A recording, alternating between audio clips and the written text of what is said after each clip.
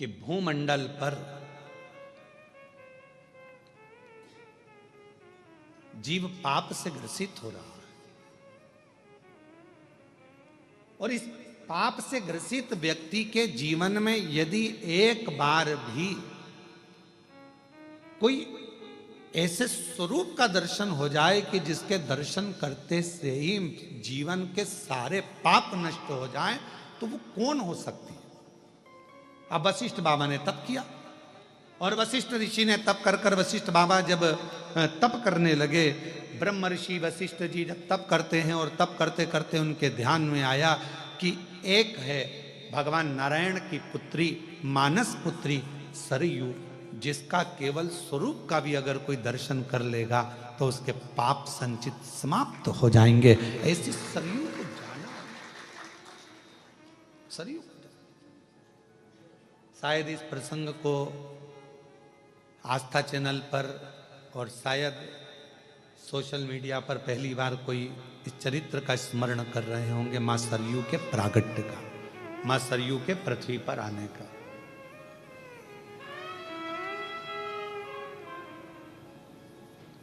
कि मां सरयू पृथ्वी पर कैसे आई। और संपूर्ण को आप लोगों के लिए ये पितृपक्ष का सबसे सुंदर आनंदमय कथा प्रसंग है, जिस प्रसंग को सुनकर आपके पितृ भी तृप्त होंगे और आप भी तृप्त होंगे। वशिष्ठ बाबा ने तप किया, ब्रह्म ऋषि वशिष्ठ तप कर रहे हैं, किसको मैं लेकर आऊं, किसका स्वरूप का दर्शन करूं जिससे संचित पाप नष्ट हो जाए मनुष्य के। तब ब्रह्म ऋषि वशिष्ठ जी ने ध्यान लगाकर देखा तो भगवान नारायण की मानस पुत्री सरयू बड़ी अच्छी है, सुंदर है, पवित्र है। अगर ये भूमंडल पर आ जाए, पृथ्वी पर आ जाए, तो इसके केवल दर्शन मात्र से जीव के पाप नष्ट हो जाएंगे। इसको लेने के लिए जाना पड़ेगा, मां सरयू को लेने के लिए जाना पड़ेगा। वशिष्ठ जी ने अपने मन में विचार कर लिया और वशिष्ठ बाबा चल दिए मां सरयू जी को लेने के लिए। सबसे पहले पहुंचे ब्रह्मलोक, ब्रह्मलोक में मां सरयू जी नहीं थी। फिर पहुंच गए इंद्रलोक, इंद्रलोक में मां सरयू जी नहीं थी। गरुण वरुण पितृ सारे लोकों में भ्रमण करते करते वशिष्ठ बाबा आखिरी में बैकुंठ लोक पहुंच गए, जहां पर मां सरयू विराजमान थी। और भगवान नारायण से स्वयं वशिष्ठ बाबा ने कहा, प्रभु ये सरयू को संसार की मुक्ति के लिए, संसार के उद्धार के लिए और मात्र स्वरूप के दर्शन के लिए इस मां सरयू जी को पृथ्वी पर भेज दो, जो आपकी मानस पुत्री है। भगवान नारायण ने जगत कल्याण के लिए, जगत उद्धार के लिए सरयू जी को पृथ्वी पर भेजने को तैयार।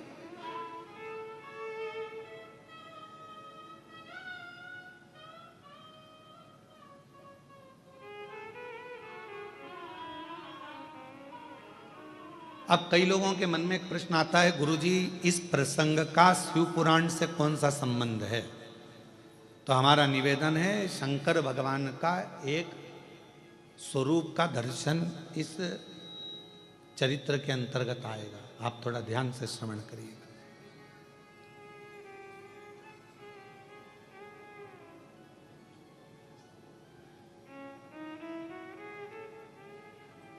सरयू जी को दे दीजिए, ठीक है, ले जाओ।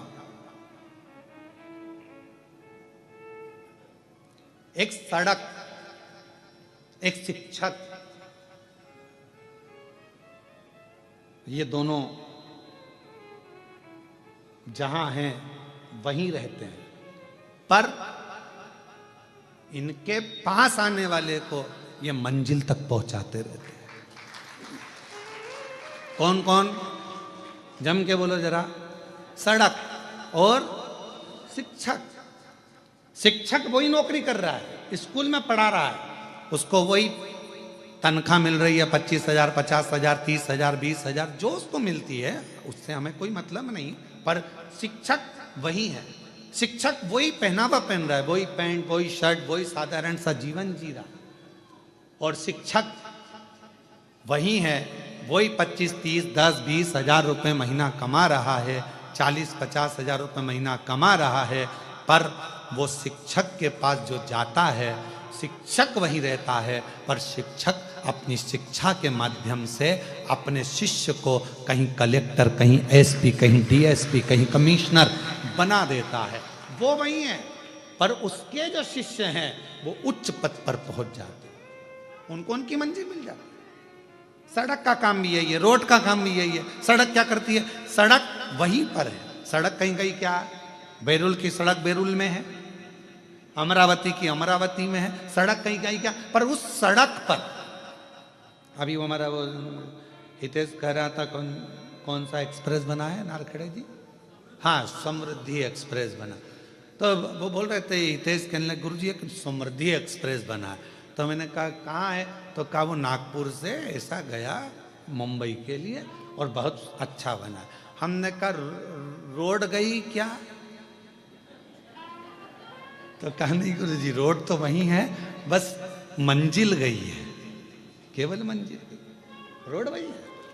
रोड और शिक्षक वहीं रहते हैं, कहीं नहीं जाते। उसी स्कूल में नौकरी करना है उसको, सड़क को वहीं रहना है बैरुल में, सड़क को वहीं रहना है जलगांव में, सड़क को वहीं रहना है अमरावती में, पर उस पर जो चलता है वो अपनी मंजिल तक पहुंच जाता है। शिक्षक के पास जो आता है वो अपनी मंजिल तक पहुंच जाता है। कोई एसपी, कोई कमिश्नर, कोई कुछ बन जाता है उच्च पद पर। आप और हमको पढ़ाने वाला कोई शिक्षक ही तो है ना, जो आज आप और हम इस जगह पर बैठे हुए हैं। और कभी कभी वो शिक्षक मिलता है जिसने पढ़ाया, तो आप क्या देखते हो? वो वही है, वो वही है, वो वही साधारण जीवन जी रहा है, ट्यूशन पढ़ा रहा है, रिटायर हो गया पर पढ़ा रहा है, वो वही है। और आप और हम कहाँ पहुंचे? तो कहा कोई कलेक्टर बना, कोई आईजी बना, कोई कमिश्नर बना, कोई तहसीलदार बना, कोई इंस्पेक्टर बना, कोई पटवारी बना, कोई ये बना, कोई वो बना, सब उच्च उच्च पद पर पहुंच गए और वो शिक्षक वहीं की वहीं रहा, रोड वहीं की वहीं रही। उसी रोड पर चलकर लोग कृष्णेश्वर पहुंच जाते हैं, और उसी रोड पर चलकर लोग रामेश्वर पहुंच जाते हैं, और उसी रोड पर चलकर लोग सोमनाथ पहुंच जाते हैं। रोड नहीं बदली, ना शिक्षक बदली, पर मंजिल शिक्षक ने भी दी है और रोड ने भी दी है। आज वशिष्ठ बाबा क्या कर रहे हैं? ब्रह्मर्षि वशिष्ठ जी क्या कर रहे हैं? एक उच्च शिक्षक का पद अदा कर रहे हैं। एक वशिष्ठ बाबा अच्छी रोड का पद अदा कर रहे हैं कि मैं भले संसार सागर में रहूं ना रहूं, पर अगर सरयू पृथ्वी पर आ गई और मां सरयू अगर पृथ्वी पर आ गई तो जो इसका दर्शन करेगा वो कृतार्थ होता चले जाएगा, उसका पाप नष्ट होता चले जाएगा, वो पापों से मुक्त होता है। तो कर क्या रहे हैं? ये भी तो शिक्षक का काम कर रहे हैं, ये भी तो रोड का काम कर रहे हैं। तो एक रोड और एक शिक्षक कहीं नहीं जाते, वहीं रहते हैं, पर अपने आने वाले जीवों को वो कल्याण कर देते। शिव महापुराण की कथा क्या कर रही है? आप श्रवण कर रहे हैं, आप सुनेंगे, अपने जीवन में धारण करेंगे। जो आपने बाबा से मांगा, इस पवित्र पितृपक्ष के आनंदमय इस ऑनलाइन कथा में, अपने घरों में रहकर, पंडाल में रहकर, जहां कहीं भी आप इस कथा को श्रवण कर रहे हैं, सोशल मीडिया के माध्यम से, आस्था चैनल के माध्यम से, आप जहां बैठकर बाबा से अपने दिल की बात कहोगे, ये मेरा विश्वास करता है, मेरा शंकर उसी स्थान पर आकर आपका कल्याण करेगा, झोली भरेगा और आपने जो मांगा वो देगा।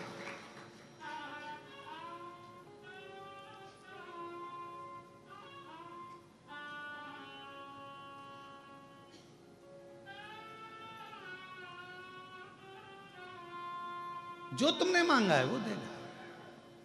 और महादेव नमन चरणों में स्वीकार कीजिए, सबका किया है मेरा भी उद्धार कीजिए, उद्धार कीजिए। हे त्रिपुंडधारी, है त्रिशूलधारी, है त्रिपुंडधारी, है त्रिशूलधारी। चरणों में तेरे बाबा जी पावन है चारों धाम, चरणों में तेरे बाबा जी पावन है चारों धाम। तेरी देव करते वंदना, पूजे सीताराम। तेरी देव करते वंदना, पूजे सीताराम। हो जाए पूरी कामना, हो जाए पूरी कामना।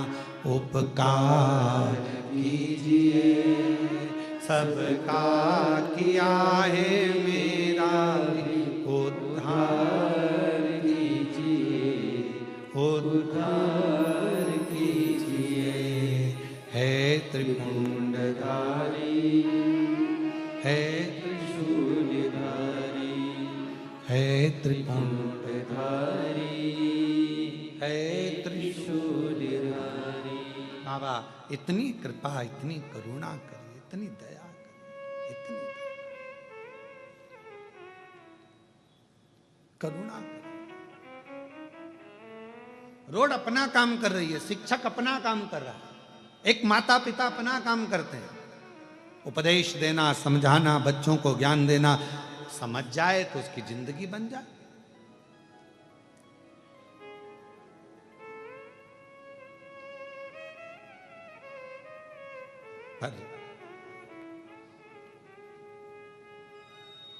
एक होता है माली और एक होता है पुजारी।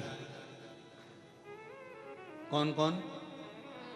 एक माली और एक पुजारी।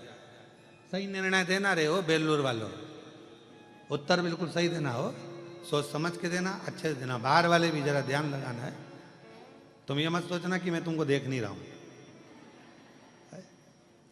ध्यान में उत्तर सही देना। एक माली है और एक पुजारी है। माली का काम क्या है? पौधा लगाना, जल डालना, खाद डालना और उसमें अच्छे अच्छे फूल उत्पन्न करना, ठीक है। पुजारी का काम क्या है? फूल लाना, तोड़कर भगवान की माला बनाना, श्रृंगार बनाना, भगवान को पूजन करना, श्रृंगारित करना, ठीक है। अब उस फूल का सबसे ज्यादा पुण्य माली को मिलेगा कि पुजारी को मिलेगा? है माली को। बहुत बढ़िया, नजर उतरवा लेना, बिल्कुल सही बोल रहा, बिल्कुल सही बोल रहा। किसको मिलेगा? माली को। क्यों? क्योंकि माली ने उस फूल को अपने पुत्र की तरह रखा है। पहले बच्चा की तरह पहले पौधा लगाया, पौधा लगाकर उसको धीरे धीरे बड़ा करा और धीरे धीरे बड़ा करने के बाद में वो जो फूल है उसको संजोया, संजोने के बाद उसको फिर वो लेकर चला। वो एक गाने की लाइन याद आ गई, भौरे ने खिलाया ले गया राज, भौरे ने खिलाया फूल को ले गया राज। और कभी कभी एक प्रसंग इसके साथ में जुड़ा हुआ भी याद आता है। एक प्रसंग बड़ा सुंदर याद आता है कि एक भौरे ने एक गोबर के कीड़े से कहा, क्या दिन भर गोबर में पड़ा रहता है, चल मेरे साथ में तुझे लेकर चलता हूँ, अच्छे अच्छे फूलों में तुझे ले जाऊंगा। गोबर का कीड़ा बोला, यार कहाँ मैं जाऊंगा, तू मुझे कहाँ लेकर जा? नहीं नहीं चल मैं तुझे घुमा के लेकर। और भौरे ने गोबर के कीड़े को उठाया और उठाकर एक फूल में ले जाके रख दिया। अब कैसी लगी सुगंध? अरे बहुत जोरदार, आनंद आ गया, बड़ी प्रसन्नता हो गई, खुश हो गया। अब तू फुल एंजॉय कर यहाँ पे। हो भौरा तोड़ के चले गया, रात को फूल बंद हो गया। अब गोबर का कीड़ा उसमें फंस गया उसी के अंदर। अब इतने में किसी ने उस फूल को तोड़ लिया, तोड़कर मंदिर में ले गया, भगवान के चरणों में उसको चढ़ा दिया। सवेरे वो फूल खिल गया, चढ़ा हुआ, उसमें से गोबर का कीड़ा निकला, वापिस उस फूल में चला गया। मंदिर में चढ़ा हुआ फूल दूसरे दिन निर्माल्य बन गया, उसको किसी ने उठाया, गंगा जल में ले जाकर विसर्जन कर दिया। भंवरा उड़ते उड़ते नाली उस गोबर के कीड़े के पास आया। कहाँ है मेरा दोस्त, कहाँ है माय बेस्ट फ्रेंड, कहाँ है? ढूंढता ढूंढता ढूंढता ढूंढता और उस गोबर के कीड़े के पास पहुंच गया। गंगा के जल में वो फूल पर था। उस कीड़े से पूछा, भाई तू कैसा महसूस कर रहा है? गोबर के कीड़े ने कहा, तेरा जैसा दोस्त अगर किसी को मिल जाए तो गोबर में से निकाल कर गंगा तक पहुंचा देता है। गोबर में से निकाल कर गंगा तक पहुंचा देता है। कोई ऐसा सदगुरु हमारी जिंदगी में भंवरे की तरह आता है, भ्रमर करता करता करता करता हम संसार के उसी गोबर में पड़े हुए हैं। काम, आसक्ति, वासना, लोभ, तृष्णा, झूठ, प्रपंच सब में फंसे हुए हैं। उसमें से एक कोई सदगुरु भंवरे के रूप में आएगा, तुम्हें निकालेगा, कहीं कथा में ले जाकर बिठा देगा, मन लगेगा, फिर धीरे से तुम्हें शिव जी के मंदिर तक पहुंचा देगा, एक लोटा जल चढ़ाने में लगा देगा। एक लोटे जल चढ़ाते चढ़ाते एक दिन तुम्हें परमात्मा की शरणागति का सुख दिला देगा। वो समझ लेना कि कोई मिला जिसने हमें परमात्मा तक भेज दिया। और भंवरे ने खिलाया, ले गया राज, भंवरे तू के नाना भूल भूल मेरा हो गया इधर। भंवरे ने खिलाया, अब ये भंवरे के भीतर वो गोबर का कीड़ा जो लगा, गोबर का कीड़ा जो गया, गोबर के कीड़े के कितने प्रसन्नता होगी कि मैं कभी जिंदगी में गंगा के जल में जाता क्या, कभी मैं गंगा जल तक पहुंचता क्या। पर अच्छी मित्रता, अच्छा दोस्त, अच्छी संगत, अच्छे व्यक्ति तुम्हें अच्छाई की ओर ले जाकर छोड़ देता। पर गोबर के कीड़े में कम से कम एक अकल तो थी कि वो वापस गोबर में नहीं आया। नहीं तो आज के व्यक्ति को कितना, अभी एक जगह पर हम गए थे, वहां पर वो नशा मुक्ति केंद्र, हम अभी कथा करने हैदराबाद गए तो कहा गुरुजी ये 5 मिनट के लिए आना, तो हम गए वहां नशा मुक्ति केंद्र में। तो हमने उनसे पूछा क्यों ये सबकी छूट गई? कि हाँ गुरुजी आधों की छूट गई, आधों की छूटने वाली। अच्छा, हमने कहा ठीक है, जिनकी छूट गई उनको मिला दो हमसे। हमने कहा भैया कहाँ से आए हो? तो कोई कहा कि हम बीजापुर से आए हैं। अच्छा ठीक है। फिर कोई बोला वहाँ से, हमने कहा ठीक है, छोड़ दी।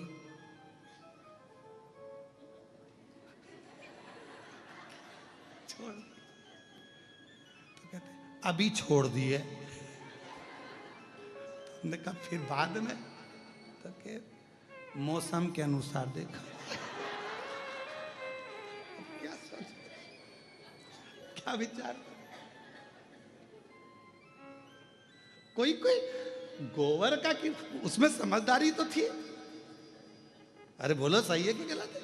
समझदारी थी कि नहीं उस गोबर के कीड़े में? कि इतनी अकल गोबर के कीड़े में थी कि महाराज वो गया तो वापस लौटकर गोबर में नहीं आया। बस ये समझदारी तुम्हारी जिंदगी में होना चाहिए कि अगर सियोर वाला महाराज ने कहा कि एक लोटा जल चढ़ाओ, चढ़ाने लगो, शिव का नाम लो, लेने लगो, श्री शिवाय नमस्तुभ्यम जपते रहो। अब दुनिया के प्रपंच में फिर कोई आएगा कि तुम ये मत करो, तुम बेलपत्र मत खाओ, तुम जल मत चढ़ाओ, तुम ऐसा मत करो वैसा। हमने तो सोच लिया, अब तो एक साधे सब सधे। अब तो हमने सोच लिया कि शंकर हमारा और हम शंकर के। फिर क्या विचार कर?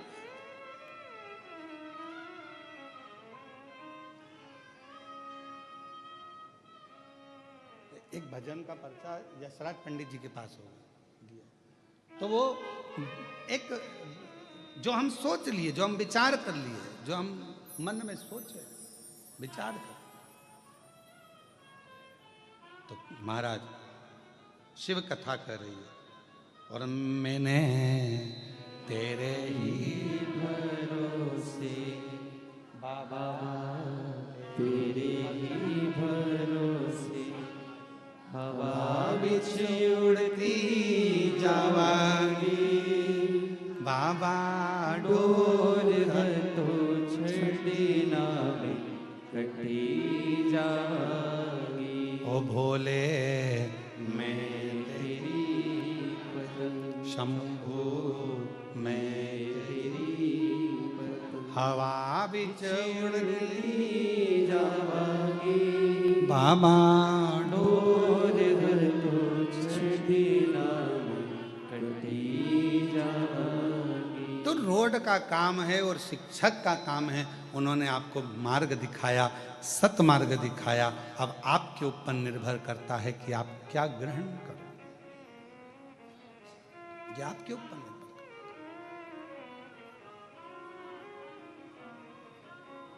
माली और जम के बोलो, जम के पुजारी।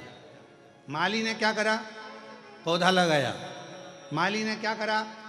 फूल के पौधे को बड़ा करा। माली ने क्या करा कि फूल को पाला अपने पुत्र की तरह, और एक बेटे की तरह जब पालन पोषण कर लिया। तुम देखना, जो माली दिल से पौधे लगाता है ना, उसका फूल तोड़ के बता दो, वो तुम्हें नी गोभी का फूल बना दे, तुम तोड़ के बता दो। कोई किसान सोयाबीन लगाया, कोई किसान ने मक्का बोई, कोई किसान ने गेहूं बोया, फसल लगाई, और तुम उसके खेत को मचाओ तो वो एक एक पौधे को अपनी औलाद की तरह रखता है किसान।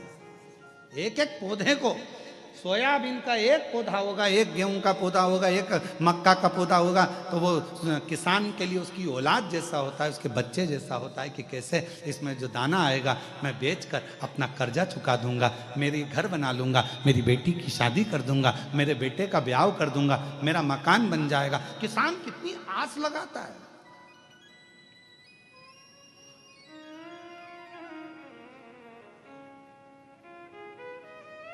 एक किसान कितना सोचता है कि वो जरा सा सोयाबीन आएगा ना, मैं इतना इतना कम, तो उसने आस जोड़ कर रखी, उसने विश्वास जोड़ कर रखा, विश्वास रखा।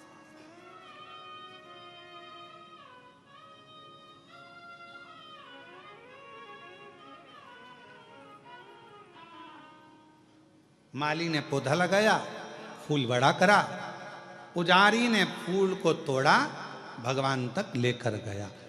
मेरे बेल्लूर की जीजाओं ने बहुत अच्छा जवाब दिया कि सबसे ज्यादा पुण्य किसके खाते में जाएगा? माली के खाते में। क्यों?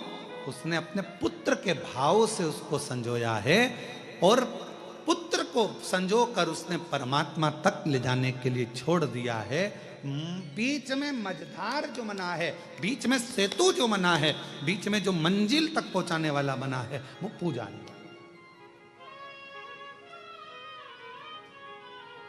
तो एक संत, एक साधु, एक सन्यासी, एक तपस्वी, एक कथाकार, एक गुरु अपनी जिंदगी में माली का काम करता है, तुम्हें पोष कर बड़ा कर कर परमात्मा तक पहुंचाने का एक लक्ष्य निश्चित कर देता है, और तुम्हें वो परमात्मा तक पहुंचाने का प्रयास करता है। जैसे ब्रह्मर्षि वशिष्ठ जी सरयू जी को लेकर आना चाहते हैं, भगवान नारायण से कहा कि मैं सरयू को ले जाना चाहता हूं। क्यों? भगवान विष्णु ने पूछा, ये मेरी मानस पुत्री है, तुम इसको करोगे क्या? क्यों लेकर जा रहे हो? पृथ्वी पर क्या काम आएगी? तो ब्रह्मर्षि वशिष्ठ बाबा ने कह दिया कि मैं इनको इसलिए लेकर जा रहा हूं कि संसार के लोग इनका दर्शन कर कर अपने पापों को त्याग दें, पापों से मुक्ति मिल जाए।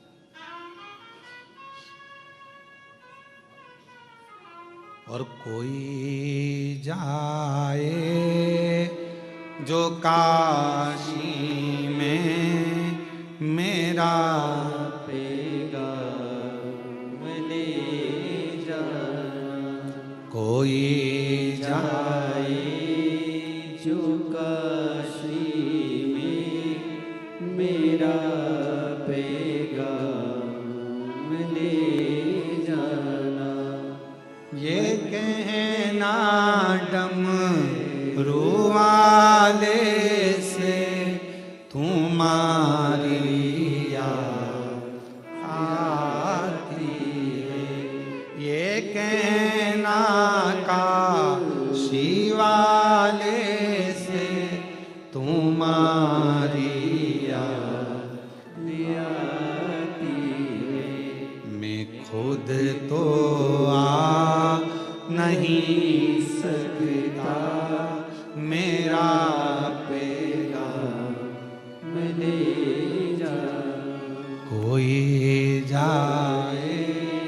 जो काशी मेरा पेगा ले अगर दिल से आप भगवान को भज रहे हो, दिल से स्मरण कर रहे हो, मन से पुकार रहे हो, तो परमात्मा आपको खींच कर रखता अपने पास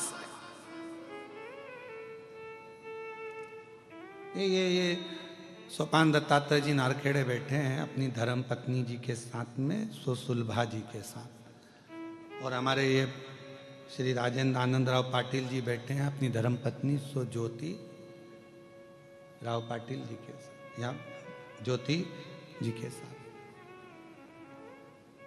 इनके कैलाश मानसरोवर के टिकट पक्के थे।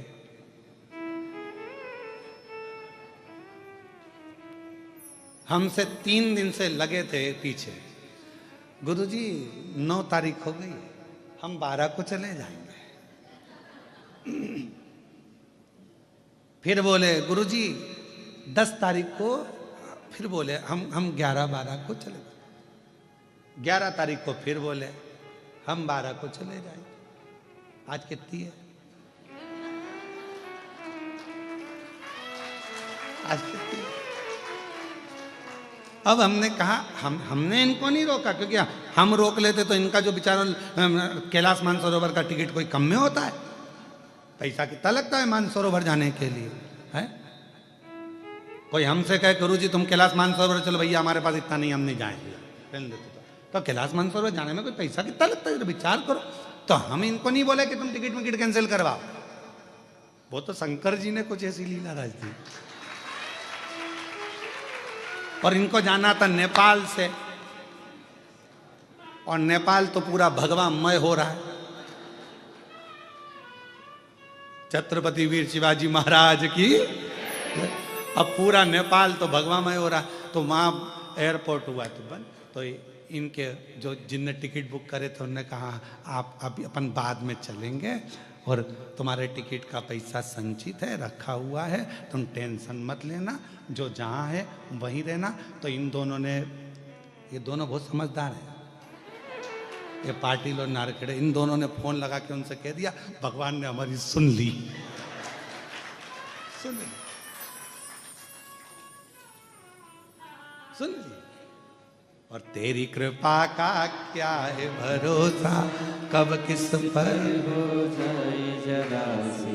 अच्छा, ये कैलाश मानसरोवर चले भी जाते थे तो इनके मन में रह जाता, कथा चल रही थी और 3 दिन की बची थी, वो सुन लेते तो और आनंद हो जाता। 3 दिन की थी, महाराज ने पहले बताया भी नहीं कि ऑनलाइन यहीं से करेंगे। गलती है ना सीवर वाले महाराज की बहुत बड़ी, बता देते तो हम पहले से टिकट ही नहीं कराते। तो तुम चिंता मत करो, अब सौंप दिया इस जीवन का सब भार तुम्हारे हाथों में। तो तुम्हारा टिकट कराना, कैंसिल कराना, तुम्हें बुलाना, नहीं बुलाना, शंकर भगवान ने कहा जब मैं कैलाश से यहाँ आके बैठा हूं तो तू कैलाश जाके करेगा क्या, ये बता। शिव जी तो उन्होंने कहा तुम, जब मैं यहाँ आ गया, हमने पहले भी कथा में कहा जहां कथा होती है 12 ज्योतिर्लिंग और कैलाश पर विराजमान मेरे शंकर भगवान, जहां शिव महापुराण की कथा होती है 7 दिन तक मेरा शंकर भगवान विथ फैमिली वहीं पर निवास करते हैं, वहीं।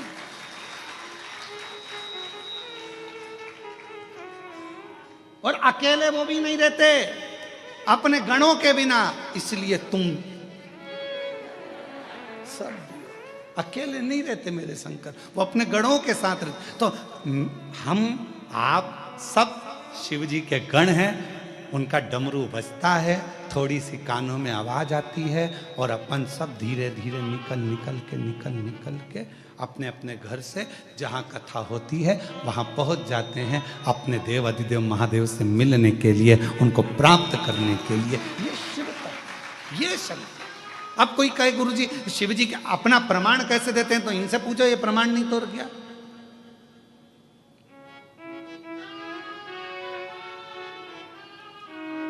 महाराज